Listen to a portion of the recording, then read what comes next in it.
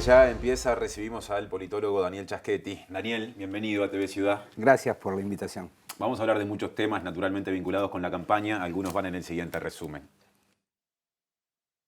A menos de 2 meses de las elecciones previstas para el 27 de octubre, las encuestas presentan diferencias entre sí, pero también algunas coincidencias. Ya no sorprende que Cabildo Abierto figure como cuarta fuerza política. El sondeo que menos lo favorece igualmente señala que tendría representación en ambas cámaras. Tampoco hay diferencias acerca de qué lemas alcanzarían bancas en el Senado y cuáles no. Para las 5 encuestadoras más difundidas, en este momento, los partidos Independiente y De la Gente no llegarían, pese a que uno tiene y el otro llegó a tener representación allí.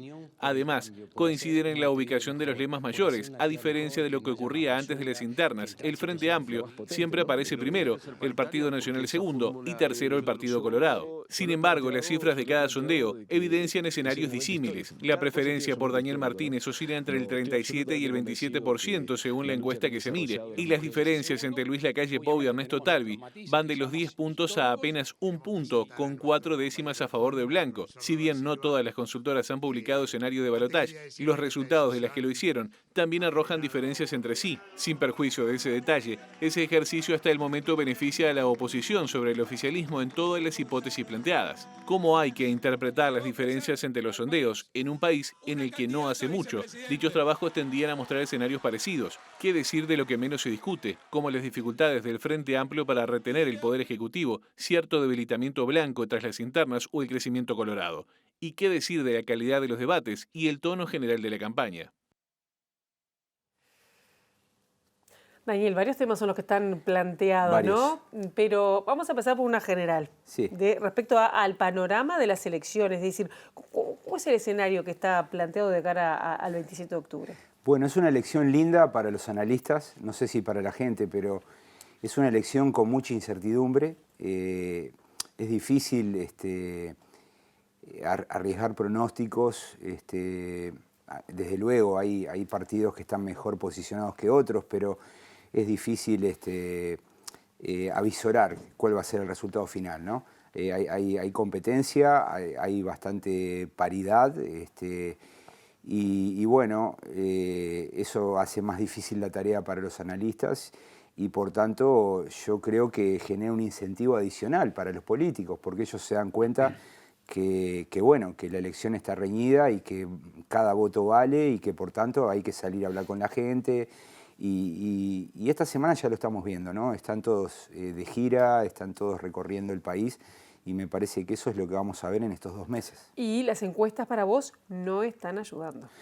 Bueno, lo que ocurre es que, a ver... las encuestas no en general ni como una crítica, pero sino que utilizan distintas metodologías que pueden llegar a confundir. Uruguay era muy homogéneo, ¿no? Con pocas empresas donde todas usaban las mismas técnicas. Siempre había apenas una o dos que se diferenciaban intentando experimentar con otras técnicas. Pero lo que ocurre es que los cambios tecnológicos y los cambios de la sociedad han obligado a tratar de ensayar nuevos caminos para poder encuestar efectivamente, porque acá el problema que tienen las encuestadoras es encuestar. Mucha gente no quiere responder las entrevistas, entonces hay tasas de rechazo muy altas. Cuando yo trabajé en una empresa en Radar hace más de 15 años, cada 3 intentos hacíamos una encuesta. Hoy prácticamente que hay que hacer 7 intentos para hacer una encuesta, ¿no? Entonces se vuelve bastante más complicado. Al mismo tiempo encontramos que hay empresas que llaman por teléfono a los teléfonos celulares, claro. Otras combinan con teléfono fijo, hay otras que todavía intentan hacer encuestas cara a cara, hay otras empresas que hacen encuestas en internet, entonces como que tenemos una dispersión de herramientas para recolectar la información.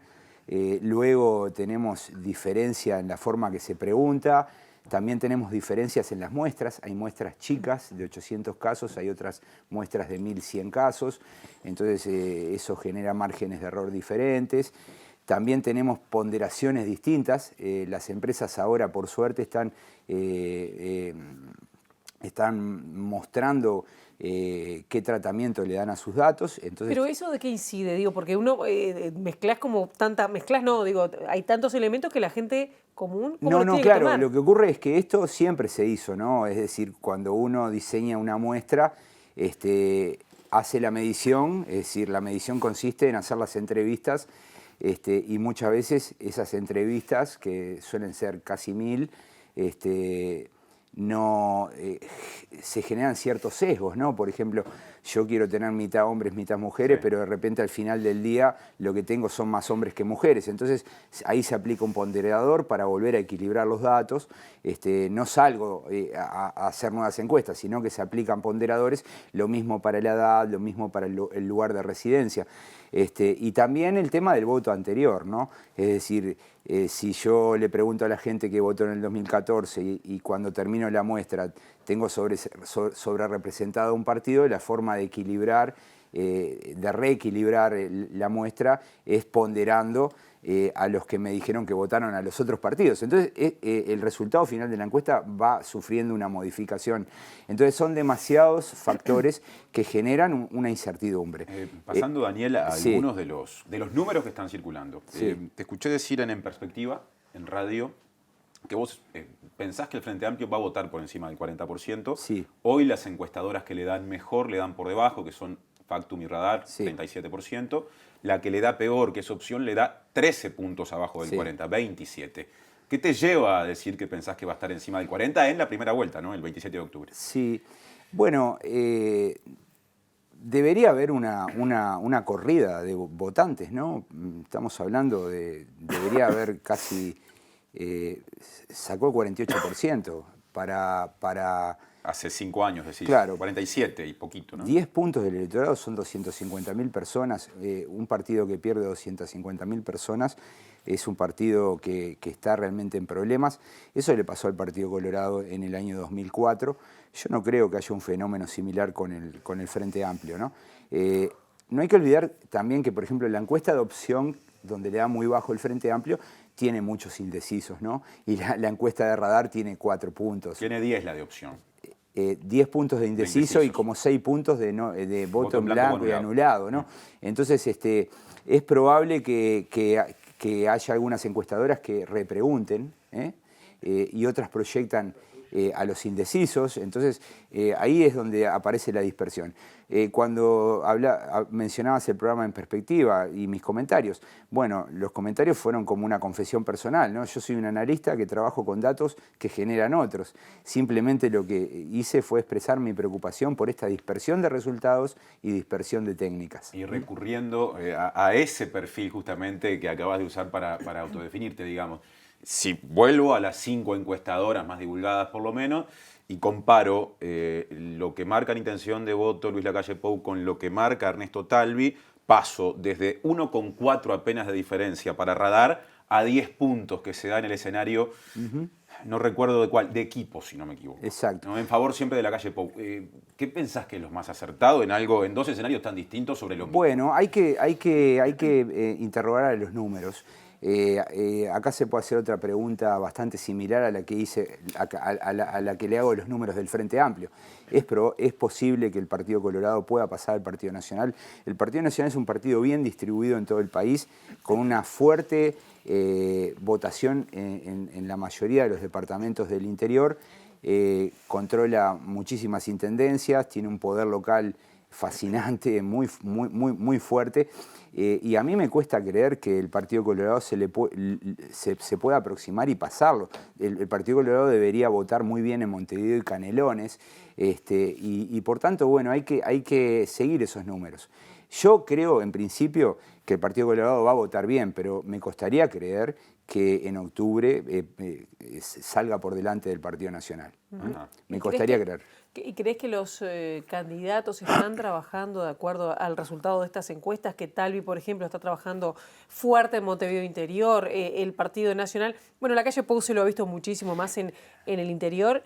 Lo que ocurre es que las encuestas nos dan información, lo que no es tan precisa como era hace 15 años, claro, o hace 10 años. ¿No son tan precisas? No son tan precisas. De hecho, cuando miramos los resultados de las internas, vemos que la mayoría de las encuestas sobreestimaron a Martínez, sobreestimaron a Sartori, subestimaron a Talvi, sobreestimaron a Sanguinetti. O sea, hay como problemas de precisión que tienen que ver con algún tipo de sesgo que en esas mediciones aparecen. Pero de las todos internas modos, con el componente de voto no obligatorio ya había era pasado más difícil. incluso en otros tiempos, ¿no? Sí, pero el orden se solía acertar, Ajá, ¿no? no era tan grueso. Claro, no nos olvidemos que en las últimas encuestas previas a las elecciones internas, algunas daban a Sanguinetti arriba de Talvi, ¿no?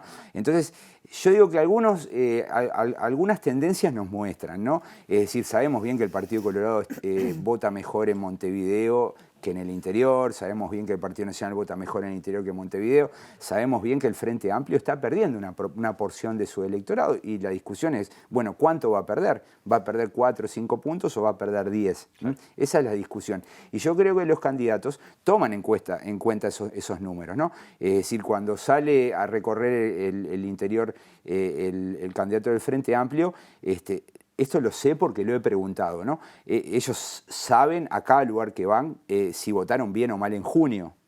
Saben cuánto votaron en 2014, saben el gap que se le generó entre la elección de junio del 2014 y junio del 2019. ¿Qué es eso, por las dudas, el gap para es la brecha, la ¿no? diferencia. Te voy a poner un ejemplo. El Frente Amplio en algunos lugares de Montevideo votó muy mal, inclusive perdió. En junio del 2014 no había perdido casi en ningún lugar, solamente en una serie electoral.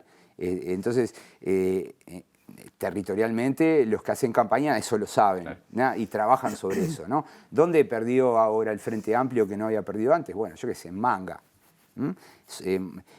Toda la zona noroeste del departamento de Montevideo, noreste, perdió el Frente Amplio. Zonas bastante grandes que corresponden al municipio D y F, creo. Sí. Bueno, eso lo están trabajando, ¿no? Y todos los partidos hacen más o menos lo mismo. Es decir, los movimientos de los políticos y las giras no hay que verlas como hechos caprichosos, sino que responden a estrategias trazadas por sus comandos de campaña. Daniel, y si vamos un paseo por candidato a candidato, estamos Sí. hablando, por ejemplo, del caso de Daniel Martínez. ¿Cómo evalúás los movimientos que ha hecho el candidato del Frente Amplio?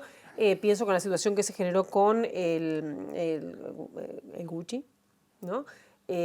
Con la elección de la vicepresidenta, con su compañera de fórmula. ¿En qué medida esto lo puede, digamos, catapultar o no de cara a octubre? Sí, bueno, arrancó con algunos problemas. La definición de la vice no fue clara, sobre todo si se le compara con la de su principal rival, que es la Calle Pou. Luego aparece este episodio del Gucci. Yo no sé qué grado de impacto, eso hay que ver. No sabemos cuánto puede impactar. Luego ha hecho lo que tiene que hacer, ¿no? Es decir, se ha corrido al centro, ha tratado de mostrarse moderado. Las elecciones se ganan en el centro, eso es otra regla que saben todos los partidos, ¿no? No se ganan en los extremos, entonces los discursos para los extremos pueden ser útiles si tenés competidores fuertes por los extremos, ¿no? Pero si no tenés competidores fuertes, como el Frente Amplio no tiene un gran competidor, vendría a ser Unidad Popular, pero no es un actor político que ponga en duda su performance electoral. Entonces, en realidad, Daniel Martínez está corriendo razonablemente al centro, que es lo que tiene que hacer. Me parece que la designación de los equipos técnicos buscan un poco eso. Y bueno, a sabiendas... ¿No hay como grandes figuras, o me equivoco? Bueno, Gustavo Leal es una gran figura para el problema más importante que tiene el país, que es la seguridad. ¿Más que la economía? Sí, digamos la economía y la seguridad, ¿no? Hoy está primero la economía, pero la seguridad llegó a estar primero también. Entonces me da la impresión que ahí Martínez hizo bien de colocar a Gustavo Leal. Respecto a la economía, bueno, ahí lo que observamos es la salida muy fuerte de Danilo Astori y de otros miembros del equipo económico, como Vergara, Álvaro García, que están intentando debatir, discutir los elementos programáticos de sus rivales, ¿no? Pero me parece que hasta ahora todo lo que ha hecho Martínez es lo que el manual dicta, ¿no? Vamos a ver si tiene éxito, si eso da resultado. Acá hay una combinación de movimientos estratégicos con búsqueda de despertar entusiasmo, esperanza. Hay que ver si esas cosas funcionan, ¿no?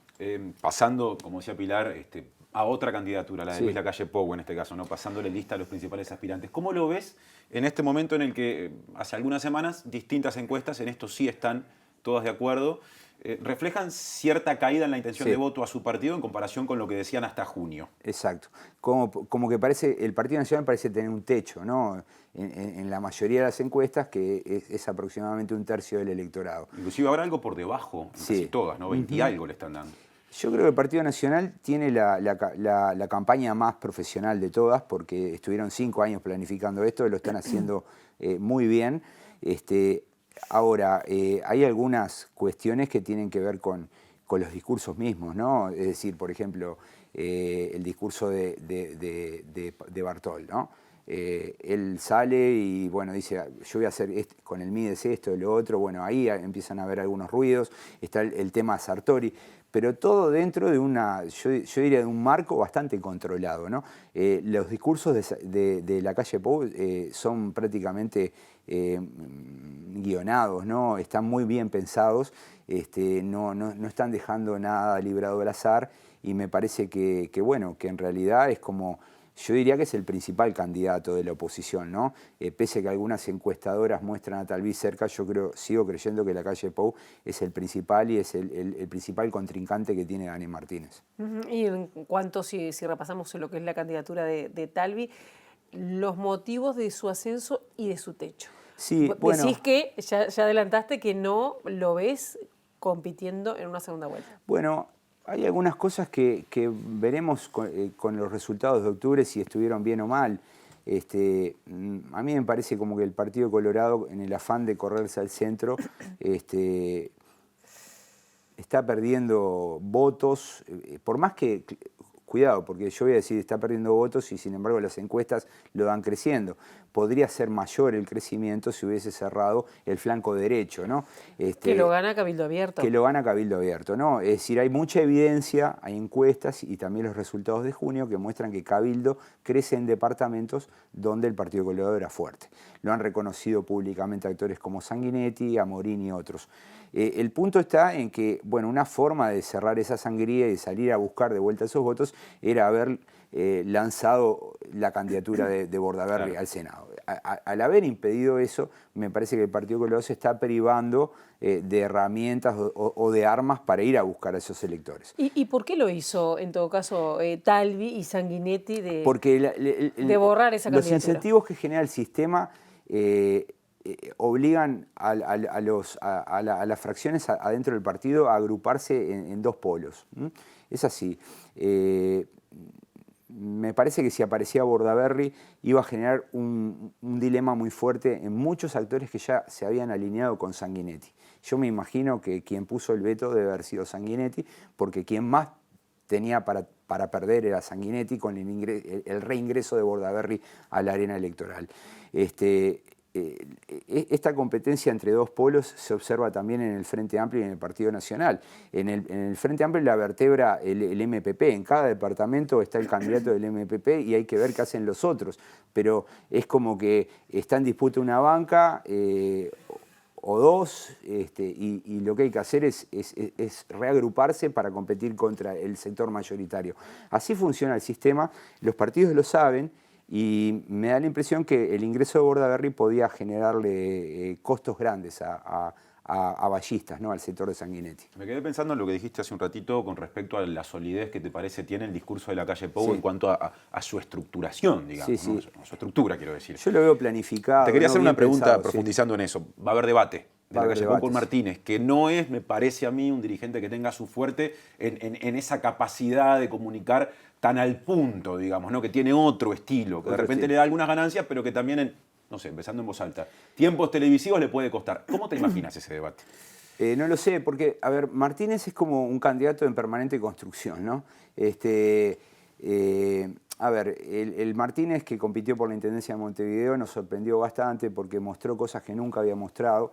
Y hay que ver, bueno, si todo lo que tenía para mostrar y para aprender como candidato ya lo hizo, ¿no? No sabemos, o sea, es la primera vez que Martínez compite por la presidencia y tal vez... mira, yo recuerdo el año 94, la campaña del 94. Vázquez fue a debatir con Sanguinetti y todo el mundo dijo, bueno, Vázquez no está preparado, Vázquez apenas hizo una campaña, Sanguinetti, un peso pesado, uno de los políticos más reconocidos, no solo en Uruguay, sino a nivel internacional. Y el debate fue parejo y cada cual consiguió los votos que quería buscar, porque a veces los debates no son como una pelea de boxeo donde uno le gana al otro, sino que perfectamente pueden ganar los dos. Entonces, los debates yo diría, lo dejaría abierto.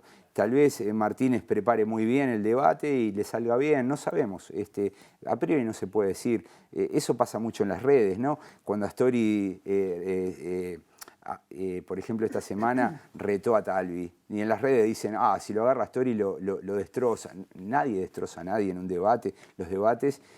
bueno, el debate que se dio en Canal 4, ¿no? entre Talvi y Andrade es un ejemplo clarísimo. No hubo un ganador y cada uno de los dos le habló a un público y los dos salieron ganando. Entonces, me parece a mí que a priori no se puede abrir un juicio diciendo, bueno, acá hay un riesgo muy grande, acá le puede ir muy mal al candidato. Todo depende de cómo lo preparen, ¿no? ¿Te imaginas el Parlamento más fragmentado desde la vuelta de la democracia? Porque hay quienes proyectan hasta 8 o 9 lemas con chance de pelear, sumando, digamos, más cerca de la puerta, peleando por una banca por lo menos al PERI, al Partido Verde Animalista inclusive. Sí. Me imagino una Cámara de Representantes muy fragmentada. En el Senado me da la impresión que vamos a seguir teniendo 4 lemas, capaz que 5. Hay que ver si el Partido Independiente pierde o no la banca. Las últimas encuestas mostrarían que le va a ser difícil a Mieres retenerla, pero bueno, están compitiendo. Lo cierto es que los otros 4, acá incluyo a Cabildo, van a tener representación en el Senado y en la Cámara de Representantes sí. Nuestro Parlamento en ese sentido es muy integrador, ¿no? Con un 1% el partido ingresa y eso ayuda a que los partidos se vuelvan sistémicos, ¿no? Es decir, que aprendan a cooperar, a dialogar, a discutir adentro del Parlamento. Esa es un poco la idea cuando se pensó el Parlamento en Uruguay, que se lo debemos a la reforma digamos, del 17, ¿no? Y entonces... sí, me imagino una Cámara de Representantes con muchos partidos. Ya en algún momento llegamos a tener 6, 7 partidos, ¿no? En la década del 20. Es probable que tengamos un escenario pintoresco con 3 grandes partidos, un cuarto un poco más grande y después partidos pequeñitos de 1 o 2 diputados. Daniel, nos queda pendiente de hablar sobre las posibles coaliciones, ¿no? De cara al próximo gobierno, pero bueno, se nos terminó lamentablemente el tiempo. Bueno, gracias por yo estos cuando minutos. quieran estoy a las órdenes. Ese es mi tema de investigación durante 15 años. ¿Cuál? El de formación del gobierno, ¿no?